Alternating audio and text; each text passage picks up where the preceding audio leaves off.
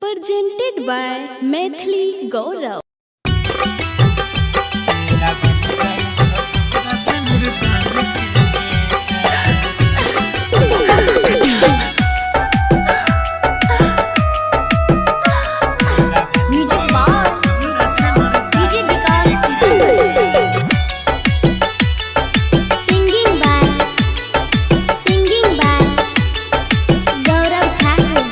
अपने करे तू फिक्रिया हमर जान के जान अपने करे तू फिक्रिया हमर जान के जान बेरा भेल जाई छोटोरा से नूरदान के जान बेरा भेल जाई छोटोरा से नूरदान के जान देवे माटी में मिलाई सबटा सजल अरमान देवे माटी में मिलाई सबटा सजल अरमान बेरा भेल जाई छोटोरा से नूरदान के जान बेरा भेल जाई छोटोरा से नूरदान के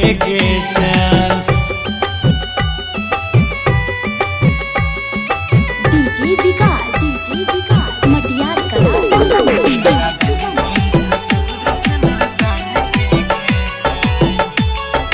समृद्धि रिकॉर्डिंग स्टूडियो दिल्ली।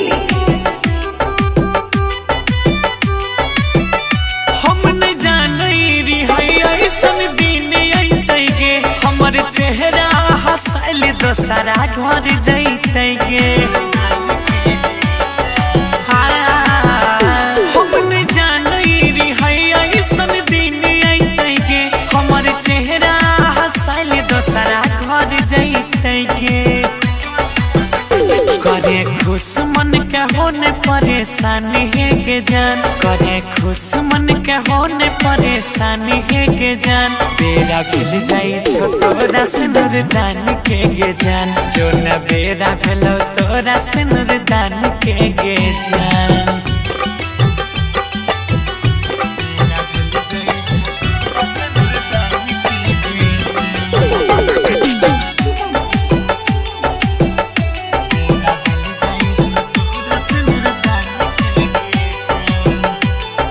समृद्धि रिकॉर्डिंग स्टूडियो दिल्ली। जहिया मरबई त पूछबई भगवान से जाई के किया तोरा इच्छा दिलवा ओ दिल मिलाई के जहिया मरबई त पूछबई भगवान से जाई के किया तोरा इच्छा दिलवा ओ दिल मिलाई के